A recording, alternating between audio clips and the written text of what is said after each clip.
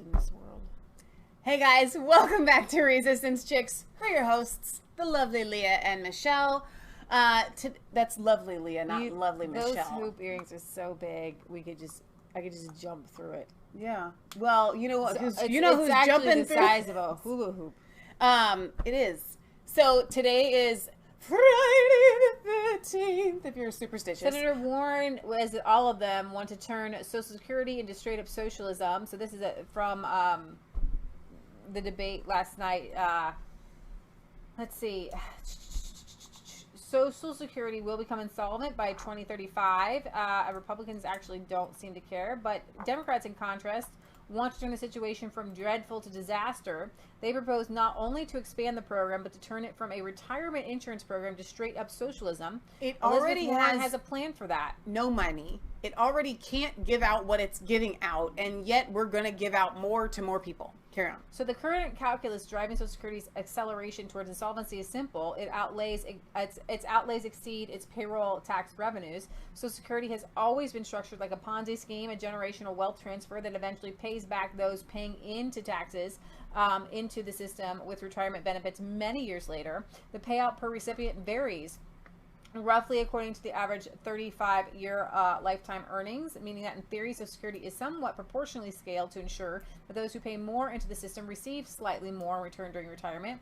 It's always been a form of retirement insurance, not a retirement investment, and certainly not a means to reduce income inequality. So if politicians refuse to issue a buyout to millennials and slowly phase out the program, there are three general ways to kind of just make it okay.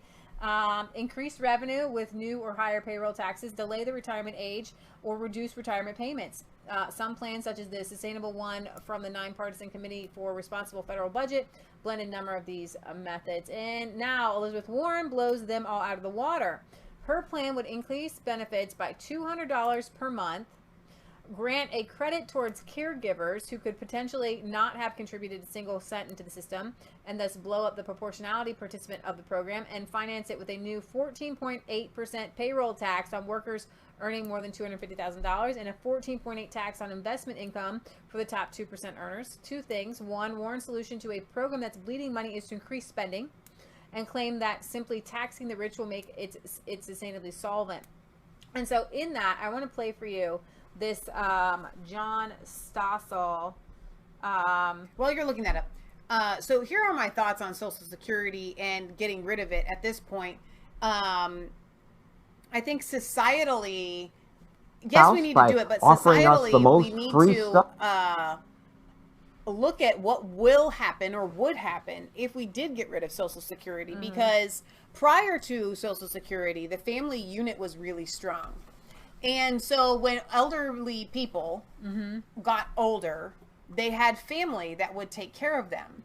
But what we have done with not just the public school system, but society in general, is we have ripped children from their parents at a very young age. The bond is no longer there. And so as their parents age, they don't want to take care of them. They don't want to have their parents as a financial responsibility. And so even if you got rid of Social Security, and I'm not even talking about medical insurance, because I think young people would just balk at having to insure their elderly parents, right? I'm just talking about the actual money. We don't have the society in place right now that would be able to handle that. I think people would literally lose their mind. And that's why it's really important to go back to individually. If you can't fix society, fix your family. Start right now. Pull your kids from the public school system. Create a bond with them. Teach them about Jesus Christ. Go watch the movie Monumental by Kirk Cameron and find out how our Pilgrim Founding Fathers did it.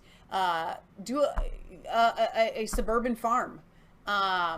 Unite your family. Create a core unit so that when you are older, your child isn't so disconnected that they don't want to take care of you.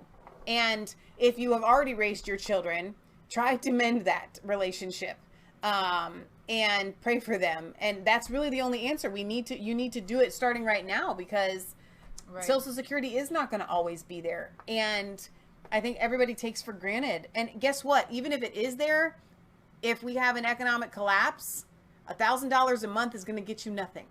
So I was trying to get the percentage of the people on family farms in the 30s. It says about 32% were on family farms. And why is that important? Because when we're talking about Social Security, this was a time before such daily bills as television, electricity, cell phones, even gasoline and cell phones. We're talking about you can't just like randomly say, hey, your family used to take care of you, so now your family takes care of you. Because Social Security isn't about it's not really about caretaking. It's about meeting those daily needs. Yeah. And what FDR did in pushing through his New Deal was get people to transition. If you watch the Waltons, you'll see it. They had like one plug and they had one light, and then it turned, and so transition to this new thing called electricity. And like the older generation didn't like the New Deal, didn't want to be sent random money out of nowhere. Exactly. And then you become dependent upon it. Like this whole Andrew Yang thing, $1,000 is drop in a bucket. You can spend that on an iPhone. If you start giving people $1,000 a month, that is not going to help people. It's just gonna go right. They're gonna waste it. They're just gonna right through their fingers, especially if you didn't earn it. But we need real Social Security. Is you know where your food is coming from. But when you have to go to the grocery store, you don't have Social Security. If you have to pay that electricity bill, you're not secure. Okay? And that's why a lot of retirees are not secure. And you can bring older people into your home, but then you're still paying for electricity and things like that. Whereas before, if you're a retiree in 1930, you probably have everything you have is paid for, and it produces something, and you have a farm, and like you're farming still until the day you die. You're growing your own food. You're putting things up. You're raising a couple hogs. You're making lard. You're using lard candles. You're and then you do need cash money for staples and things like that. But it was just a totally different world, and we're not sustainable. And so it's just bleeding money. I was outside thinking to myself, if I'm running for president, and healthcare should not bankrupt you. And Bernie Sanders is right about that. If you go to the hospital and you break your ankle, or I remember, Michelle broke her ankle and it was paid on because it was you got operated in the wrong hospital. So it wasn't in the insurance network, and Dad was all upset, and he had to, pay on that forever, blah, blah, blah. We take our dogs to the vet because there's a lot of vets, because anybody can become a vet.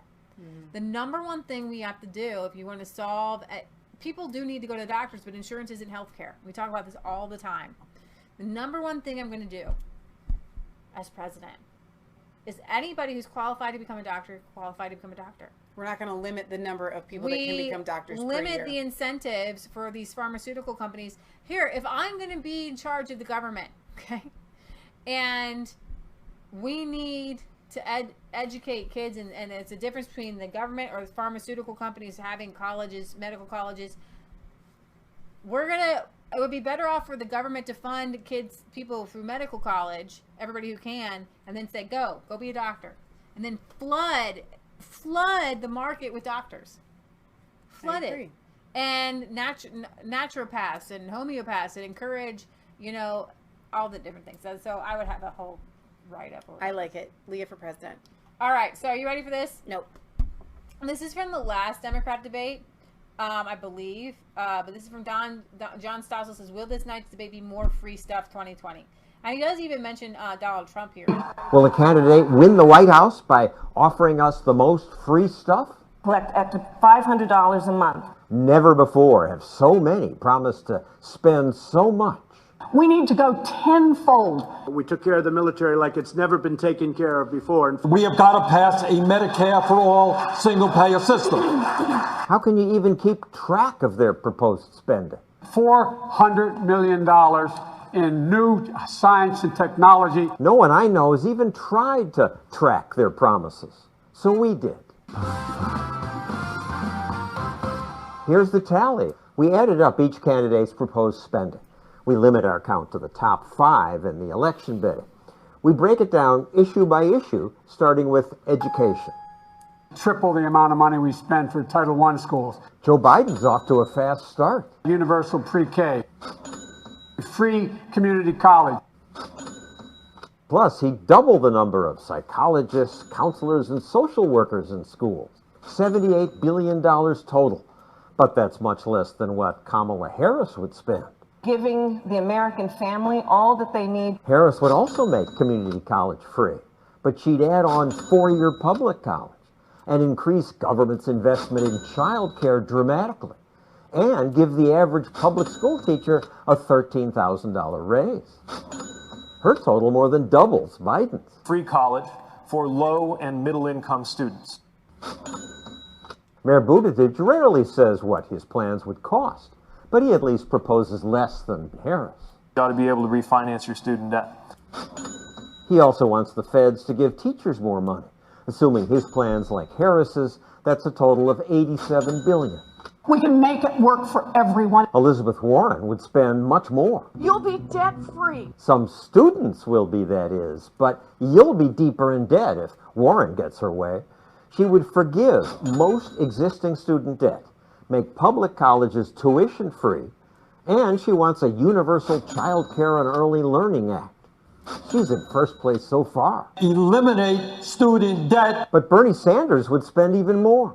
He'd forgive all student debt. We must make public colleges and universities tuition free. We're up to $220 billion per year. But Sanders also wants universal daycare and pre-kindergarten. So Sanders wins in education spending. As the only self-described socialist in the race, I assumed he'd win most categories, but I was wrong. He's got plenty of competition. Let's look at health care.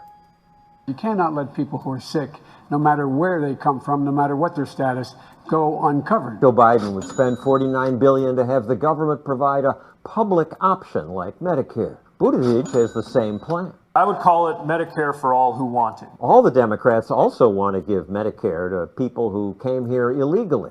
We have got to pass a Medicare for all single-payer system. Bernie's plan would cost even more. Under our plan, people go to any doctor they want, any hospital they want. Sanders says it would cost 30 to 40 trillion over the next 10 years. 3 trillion per year. I'm with Bernie on Medicare for all. Medicare for all. So these three lead in healthcare spending, but something isn't clear. Who here would abolish their private health insurance in favor of a government-run plan? All right. The three biggest spenders also support banning private insurance, unless they don't. Harris co-sponsored Sanders' bill, which bans it. But then in The View, she said she would not ban private insurance. And private insurance also, because that's what I have. Supplemental private insurance. Yes. Then in the debates, she raised her hand to say she would. After the debate, she again said she would not. I support the Green New Deal. And how much will they spend on climate change? I support a Green New Deal. All the candidates, except Biden, say they support AOC's Green New Deal so they can pretend to be doing something about climate change. Republicans say a Green New Deal would cost $93 trillion. But we'll go with the lowest estimate we could find. An economist who likes the idea claims it'll cost $500 billion a year. New science and technology. Biden would spend less, but still a lot. I would immediately insist that we, in fact, build 500,000 recharging stations. Some candidates would spend almost as much increasing welfare benefits. For every family that is making less than $100,000 a year, they will receive a tax credit that they can collect up to $500 a month. In addition to a tax credit, Harris also would have the government pay your rent if it's more than 30% of your income. And she'd increase food stamps for kids. Warren would do that too, and make an historic investment in housing. Buttigieg wants affordable housing, but gave no specifics. I'll assume his plan's like Warren's. Senator Sanders wants to increase food stamps, expand Social Security benefits, and guarantee everyone a government job. So far, Joe Biden has not proposed new welfare spending. So Senator Harris wins this round easily. Working families need support and need to be lifted up. I've been counting up the Democrats' plans, but the incumbent hasn't been very responsible either. But Congress sent increases back and Trump signed them. And Trump would spend even more. $200 billion for infrastructure, $8 billion for wall construction, and more NASA funding. How can we afford this? America's already $22 trillion in debt, $150,000 for every taxpayer. But at least Trump proposes less spending than the Democrats do. Finally, we added a grab bag category because 3 of our candidates have even more proposals. Harris wants to give $100 billion to redlined communities. Buttigieg wants $2 billion to expand national service. But Warren has the most plans. She'd require the government to buy American-made products. They have to be manufactured right here in the United States of America. She'd also expand the destructive Export-Import Bank, give debt relief to Puerto Rico, spend more on the opioid problem, and give $2 billion a year to apprenticeship programs. Biden's not that much worse. Buttigieg would double Biden's spending increases, and Elizabeth Warren would spend 5 times more. Sanders is even worse. But even the Socialist was edged out by... to see who can give away free stuff. It's never realized. Obamacare was kind of the only thing that actually did really good. I mean, recently. Job okay, making, yeah. It's hardly ever realized, but they're just blowing smoke. It's just kind of a competition to see who can. I mean, say that they'll give away the most free stuff. It's ridiculous. So here are the 10 most memorable quotes from each of the 10 candidates during the debate last night. Cory Brooker: I'm the only person on the stage that finds Justin Trudeau's hair very menacing. Joe Biden to Bernie Sanders: for a socialist, you've got a lot more confidence in corporate America than I do. Bernie Sanders: it goes without saying that we must and will defeat Trump, the most dangerous president in the history of this country. Kamala Harris: the bottom line is this: Donald Trump in office on trade policy, he reminds me of that guy in The Wizard of Oz, when you pull back the curtain, it's really a small dude. Amy Klobuchar: what Trump has done here has assessed these tariffs on our allies. He's put us in the middle of a trade war and treating our farmers and workers like poker chips in one of his bankrupt casinos. Pete Buttigieg: well, the president clearly has no strategy. When I first got into this race, I remember President Trump scoffed and said he'd like to see me make a deal with Xi Jinping. I'd like to see him making a deal with Xi Jinping. Is it just me, or was that supposed to happen in April? Julian Castro to Joe Biden: Barack Obama's vision was not to leave 10 million people uncovered. He wanted every single person in the country covered. My plan would do that. Your plan would not. Elizabeth Warren: I was in the United States Senate when 54 senators said, let's do background checks. Let's get rid of assault weapons. And with 54 senators, it failed because of the filibuster. Until we attack the systematic problems, we can't get gun reform in this country. Beto O'Rourke, AK-47s, and Andrew Yang, he wants to give everybody free $1,000. Are you forgetting what you said 2 minutes ago? For a socialist, and Andrew Yang's like, I'm Asian, so I know a lot of doctors. Did he really say that? Mm-hmm. Oh my gosh, that's so great. And true. We have literally gotten to the point where presidential candidates are trying to win votes by offering cash handouts. All right, you guys, good job and good night, and we will see you back on Sunday.